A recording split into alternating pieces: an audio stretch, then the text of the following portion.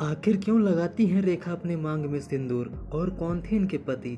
दोस्तों, आज के वीडियो में हम आपको बॉलीवुड की मशहूर अदाकारा रेखा के बारे में कुछ ऐसी सच्चाई बताने वाले हैं जिसे सुनकर आप यकीन नहीं करोगे। तो दोस्तों, वीडियो काफ़ी इंटरेस्टिंग होने वाली है, इसलिए वीडियो में एंड तक बने रहिए। और अगर आप हमारे चैनल पर पहली बार आए हैं तो प्लीज़ हमारे वीडियो को लाइक करके चैनल। दोस्तों, फिल्म स्टार रेखा की निजी जिंदगी अपने आप एक ऐसी पहेली मानी जाती है जिसका हल ढूंढने में कई लोगों ने हथियार डाल दिए। सभी उनकी और सदी के महानायक अमिताभ बच्चन यानी कि एबी के रिश्ते को लेकर अलग अलग किस्म के कयास लगाते रहे हैं, लेकिन न तो कभी रेखा ने और न ही कभी अमिताभ बच्चन ने किसी भी प्रकार की अफवाह का स्पष्टीकरण कभी देना जरूरी समझा है। रेखा ने अपने करियर की पीक पर दिल्ली के एक व्यवसायी मुकेश अग्रवाल से शादी करके तमाम चर्चाओं को रोकने की कोशिश भी की थी, लेकिन शादी के कुछ ही समय बाद मुकेश अग्रवाल का निधन हो गया। लेकिन क्या आप जानते हैं कि रेखा के पति मुकेश अग्रवाल की जिंदगी में भी ये भी कनेक्शन था। रेखा और मुकेश अग्रवाल की शादी भले ही लंबी न चली हो, लेकिन दोनों की शादी और फिर मुकेश का अचानक से दुनिया से चले जाना अफवाहों का बाजार एक बार फिर गर्म कर दिया था। रेखा को काला जादू करने वाली के रूप में प्रचारित भी किया गया।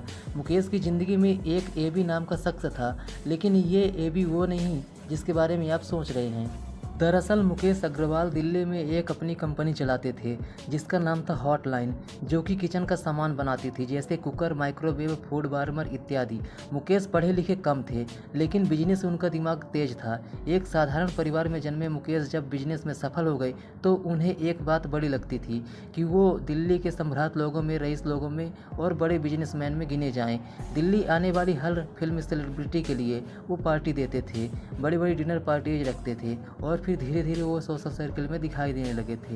दोस्तों, इसी दौरान अपने निजी जिंदगी में स्थायित्व की तलाश में रेखा ने अपनी दिल्ली की सहेली बीना रमानी से शादी करके घर बसाने की इच्छा जाहिर की। बीना ने ही रेखा से मुकेश के बारे में जिक्र किया और दोनों की मुलाकात कराई। ग्लैमर से त्रस्त रेखा को एक नॉर्मल आदमी मुकेश से बात करना धीरे धीरे अच्छा लगने लगा और मुकेश के एक बुलावे पर रेखा उनसे मिलने के लिए दिल्ली आ गई। मुकेश ने भी रेखा को अपनी ओर आकर्षित करने के लिए क्या कुछ नहीं किया और फिर एक दिन दोनों ने शादी कर ली। मुकेश 37 साल के थे और रेखा 35 साल की। दोनों हनीमून मनाने के लिए लंदन चले गए। दोस्तों, मुकेश के खानदान में ज़्यादातर लोगों को डिप्रेशन की बीमारी थी और इस बीमारी ने मुकेश को भी घेर रखा था। रेखा के आने के बाद मुकेश के हालत में बहुत सुधार आया। दरअसल मुकेश 80 के दशक की एक उभरती एक्ट्रेस किटी मलकान से बेहद प्यार करते थे और उससे शादी करना चाहते थे। जब किटी एक दिन अचानक गायब हो गई तो मुकेश को बहुत ही गहरा सदमा लग गया था। दोस्तों, डिप्रेशन ने मुकेश का जीवन बर्बाद कर दिया था और ऐसे में उनकी मुलाकात हुई थी एक साइकेट्रिस्ट से जिसका नाम आकाश बजाज हुआ करता था, जो कि एक तलाकशुदा महिला थी। इलाज के दौरान दोनों करीब आ गए। आकाश की बेटी मोनिशा और अंजलि भी अब मुकेश की ज़िंदगी का हिस्सा बन गए थे। जब रेखा से मुलाकात हुई थी तो मुकेश ने आकाश को बताए बगैर ही रेखा को प्रपोज कर दिया और शादी कर ली।